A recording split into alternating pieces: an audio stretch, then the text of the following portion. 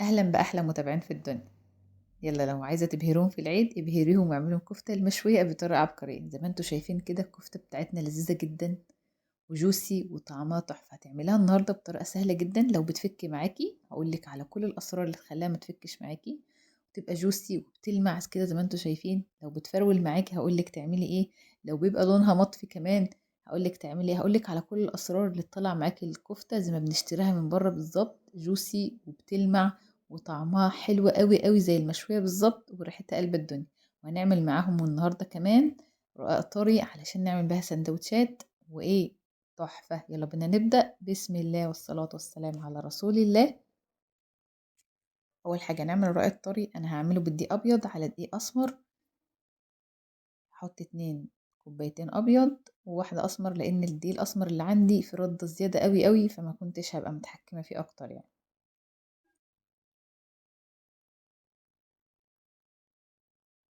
هما 3 كوبايات بس ومش هياخدوا مننا أي وقت. هنبدأ نضيف عليهم رشة ملح وشوية زيت زيتون. طبعا زيت الزيتون بيديله طعم وريحة حلوة أوي لذيذ جدا. نقلب كويس جدا كده لحد ما يختفي معانا الزيت ونعجن. هنحتاج معانا كوباية مية واحدة، ولو احتاجنا تاني نزود، ما احتاجناش خلاص. نعجن بقى كويس كده لحد ما العجينة تلم معانا. لو أول مرة تتابعوني اشتركوا في القناة تنوروني، حطوا لايك وكومنت حلو منكم عشان القناة تكبر بيكم. نبدأ كده زي ما انتوا شايفين نعجن كويس كده لحد ما العجينة بتاعتنا تلم معانا. هي بتبقى قاسية سنة شوية مش مشكلة عادي، مش عايزينها تبقى طرية قوي عشان نقدر نتحكم فيها واحنا بنبططها. زي ما انتوا شايفين كده خلاص بططناها.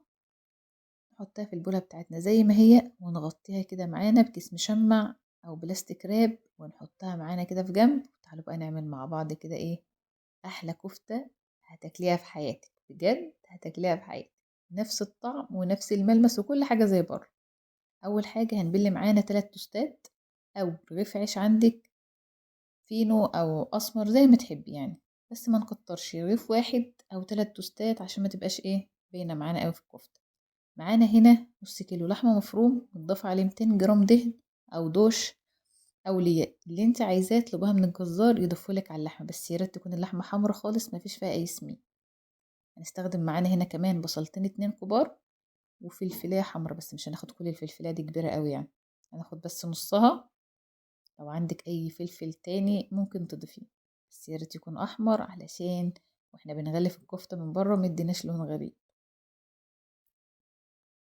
او ممكن نستخدم بصل بس ونبقى نضيف بابريكا على مية البصل لو انتوا مش حابين تضيفوا الفلفل. هنبدأ معانا كده نصفي البصل والفلفل لحد ما يبقاش في مية خالص.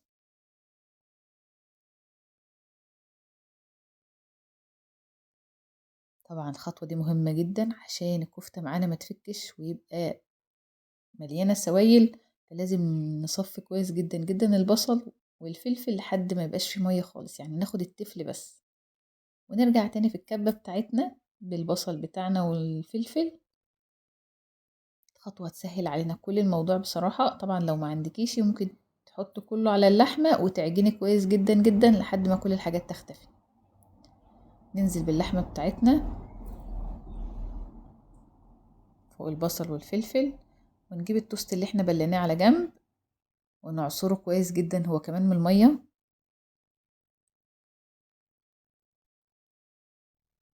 خطوة مهمة جدا يا جماعة بجد، لو فيها مية وسوائل كتير هتبقى سايلة منك ومش هتعجبك خالص. لازم نصفي المية من البصل ومن التوست. طبعا مش بنزود توست ولا عيش، هما يعني لا رغيف عيش او سندوتش فينو او 3 توستات مش اكتر من كده يعني. هنضيف معانا بقى البهارات بتاعتنا. معلقة ملح صغيرة على الكمية ديت، ومعانا فلفل اسمر معلقة مش مليانة قوي، ومعانا 7 بهارات هنحط معلقة صغيرة برضو مش مليانة قوي. وتعالوا بقى نضيف بهارات الكفتة اللي بتدي الطعم الحلو قوي، معلقة ونص كده. ونحط معانا بابريكا حلوة معلقة ونص كده. وطبعا لا غنى عنه البيكنج باودر، لازم نضيف معلقة صغيرة بيكنج باودر علشان ما تكشش معانا. ونفرمها كويس جدا جدا في الكبة كده لحد ما كل الحاجات تتجانس مع بعضها كده وتختفي. مش عايزينها تنعم قوي علشان ما تنزلش معانا سوائل اكتر.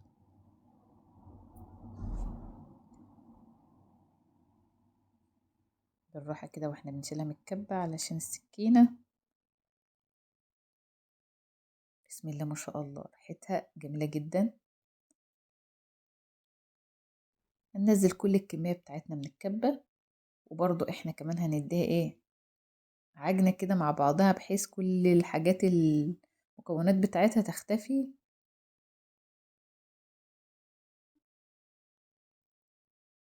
لحد ما تحسي ان هي فيها عرق كده، تحسي ان هي لينة شوية. بلاش تضيفي لا بقسماط ولا نشا ولا اي حاجة، هي ما تتحط في التلاجة هتشد معانا، وكمان لما تتحط في الفرن هتشد اكتر. عشان ما تبقاش مكتومة معانا بلاش بقسماط ونشا.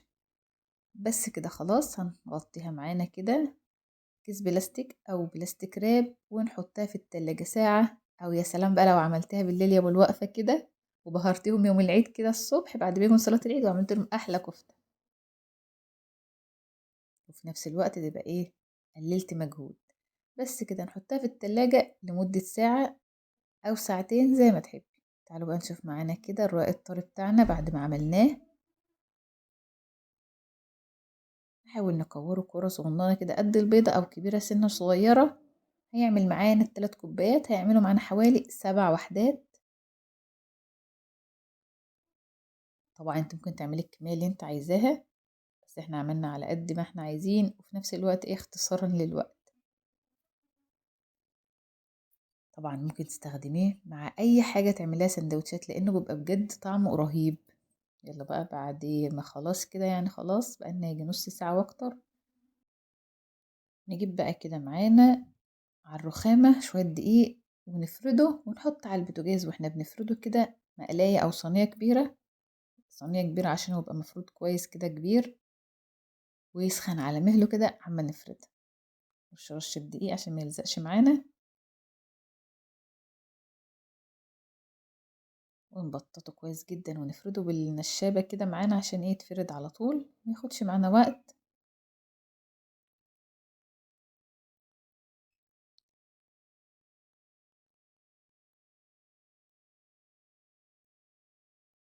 يلا تعالوا نحط المقلاية بتاعتنا على البوتاجاز.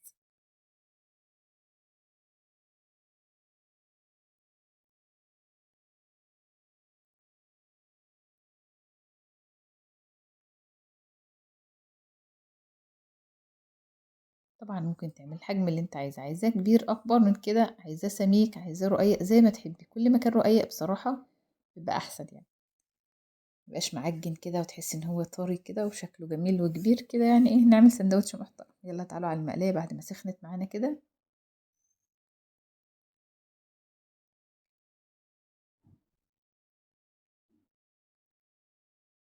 طول ما العجينة بتاعتنا سميكة مهما يحصل يعني يقع يتقلب، تمسكي بايديكي ما بيلزقش ببعضه.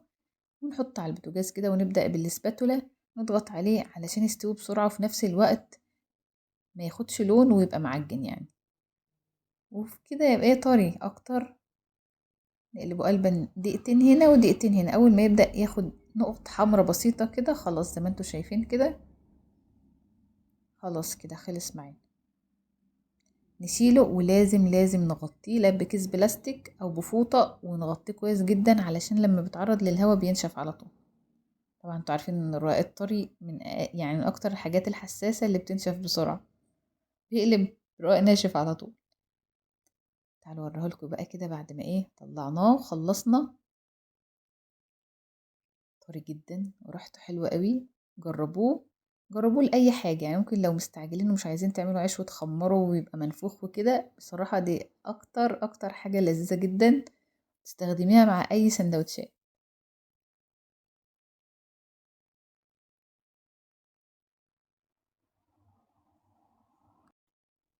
يلا بينا كمان، يلا على الكفتة ونشوف هنعملها ازاي بالطريقة اللذيذة جدا اللي هتطلعها معاكم زي بتاعة الحاتي وأحلى كمان.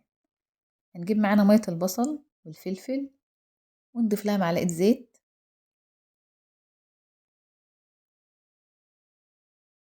ونقلب كويس جدا كده، ونحط لها رشة فلفل اسمر.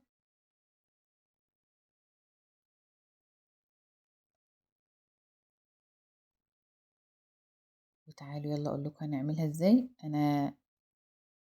ايوه، ده اللي هيطلع معانا نفس الشكل بتاع الكفتة، وكمان بتطلع جوسي كده. اول حاجة نغسل الرف بتاع الفرن والصينية بتاع الفرن كويس جدا، وندهنه بزيت علشان ما تلزقش معانا.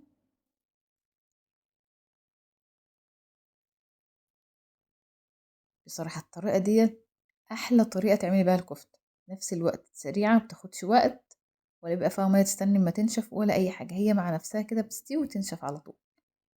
طبعا ممكن تعمليها بالمعلقة الخشب، او باي حاجة عندك حابة تجوفيها من جوه، او بسياخ الشوي. انا هعملها بالعصيان الشيش بتاعة الشيش طاووق، وهننقعها قبلها بنص ساعة ولا حاجة علشان ما تتحرقش معانا في الفرن.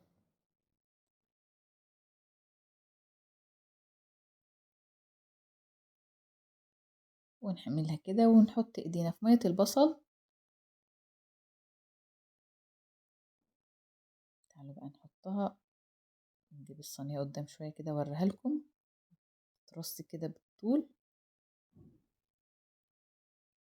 تعملي كل الكمية وتحطي بقى من بره كده، تغلفيها من بره بمية البصل والزيت كده والفلفل، عشان تدينا اللمعة كده بتاعة الكفتة اللي بتخلي شكلها تحفة كده تفتح النفس. هنعمل كل الكمية بتاعتنا بنفس الطريقة زي ما انتوا شايفين كده.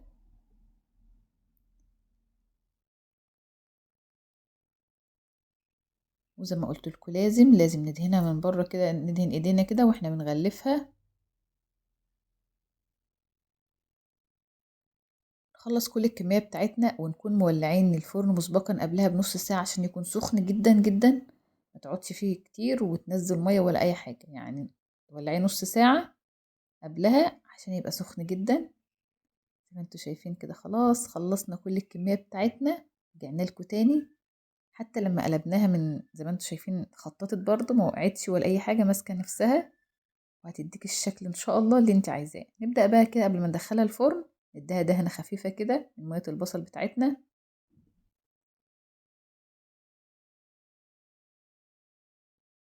وندخلها الفرن معانا تحت خالص في الرف اللي تحت. واول ما تبدأ كده تاخد سوا خلاص وتقدري ان انت تسلكيها من الرف، نبدأ برضو نديها دهنة كده، وكل ما نقلبها نديها دهنة. تعالوا بقى نعمل معانا الطحينة بتاعتنا، نفكها معانا كده. طبعا ممكن تفكها بمية، بلبن، بزبادي، زي ما تحبي. هنضيف معانا معلقتين زبادي ومعلقتين لبن، ولو عايزة تضيفي توم مفروم ممكن تضيفي، بس أنا بصراحة مش بحب أضيف لها توم مفروم. نفضل نقلبها كده لحد ما تفك معانا، ولو احتاجت ممكن نزود لها شوية مية، ونضيف لها ملح على فلفل أسمر أو شوية كمون زي ما تحبي. بس معانا خلصت كده. يلا تعالى نطلع الكفتة بتاعتنا وأقول لكم هنعمل فيها إيه بشكلها الرهيب ده، الحتة اللي قلب الدنيا. هنوسع كده مكان كده ونجيب ورقة فويل نعملها زي طبق صغنن كده، نحط فيه فحماية والعة،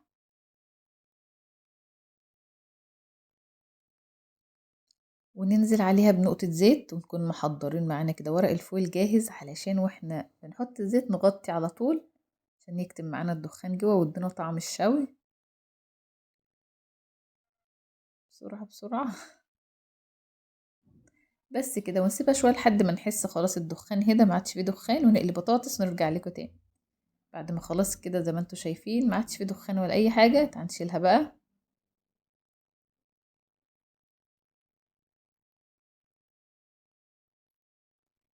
جميلة جدا ما شاء الله، زي ما انتوا شايفين كده، طرية خالص وشكلها تحفة زي المشوية بالظبط، وبجد بجد هتعجبكم جدا جدا، وجوسي جدا من جوه. لو جربتوها هتدمنوها، انا بقول لكم بجد هتدمنوها. تعالوا بقى ايه نعمل لهم سندوتشات بالعيش الطري بتاعنا، الرق الطري الحلو الجميل ده.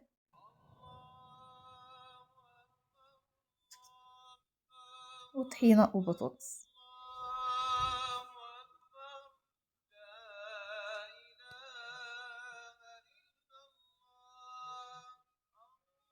بسم الله.